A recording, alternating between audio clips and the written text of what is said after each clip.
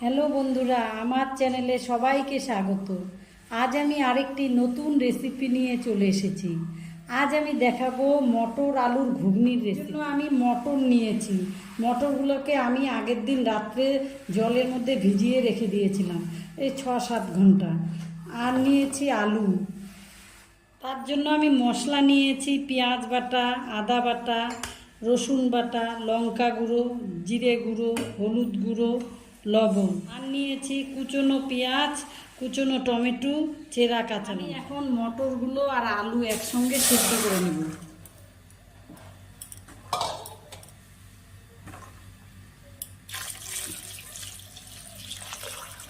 এখন এটাকে আমি 10-15 মিনিট ঢাকনা দিয়ে রাখবো সেদ্ধ হওয়ার জন্য।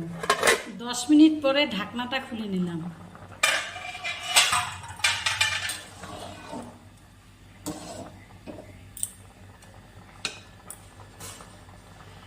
আমার মটর আলু সব সেদ্ধ হয়ে গেছে। এখন আমি এটা নামিয়ে নিব।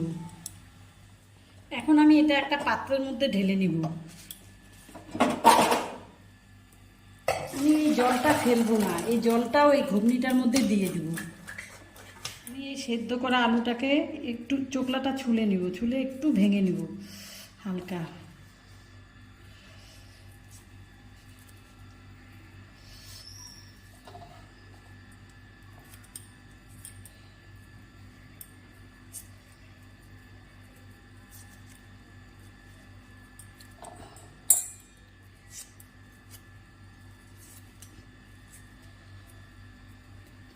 গ্যাসটা আবার অন করলাম।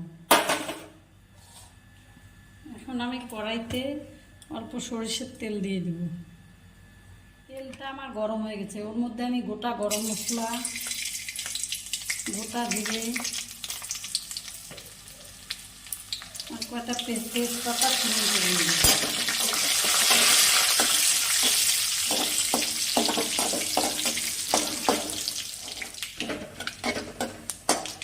এবার আমি এর মধ্যে কেটে রাখা পেঁয়াজ কুচিগুলো দিই।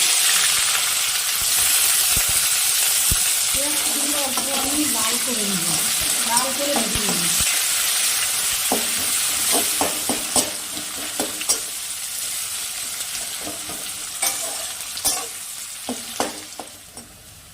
পেঁয়াজটা আমার হালকা লাল হয়ে গেছে। এবার টমেটো কুচনোগুলো দিয়ে দিব।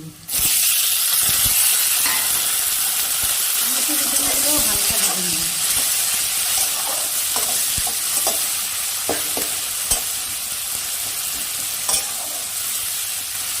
এবার এর মধ্যে আমি চেরা কাঁচা লঙ্কা,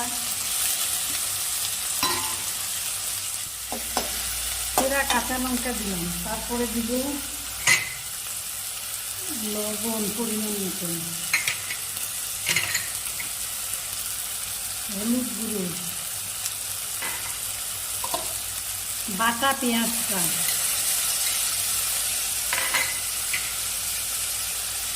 আদা বাটা,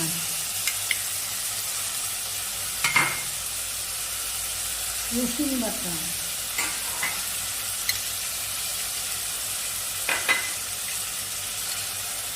জিরে গুঁড়ো, লঙ্কা গুঁড়ো। এবার আমি মশলাটাকে ভালো করে কষিয়ে নেব।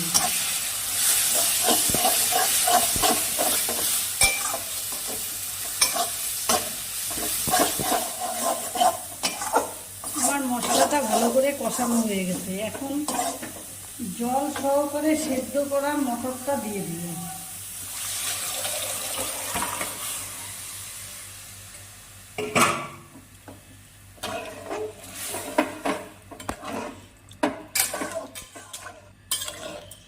এবার এটাকে আমি 5 মিনিট ঢেকে রাখবো। 5 মিনিট এটাকে আরো সিদ্ধ করে নেব। 5 মিনিট পরে ঢাকনাটা খুলে নিলাম।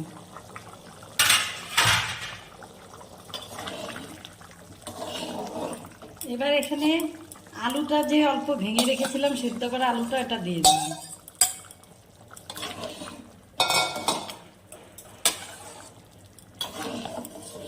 এবার আবারও 5 মিনিট ঢেকে দেব।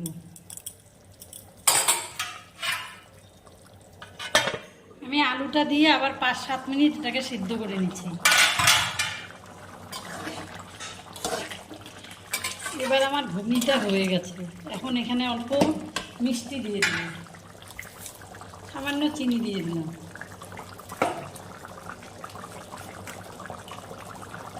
আর অল্প গুঁড়ো গরম মশলা দিলাম।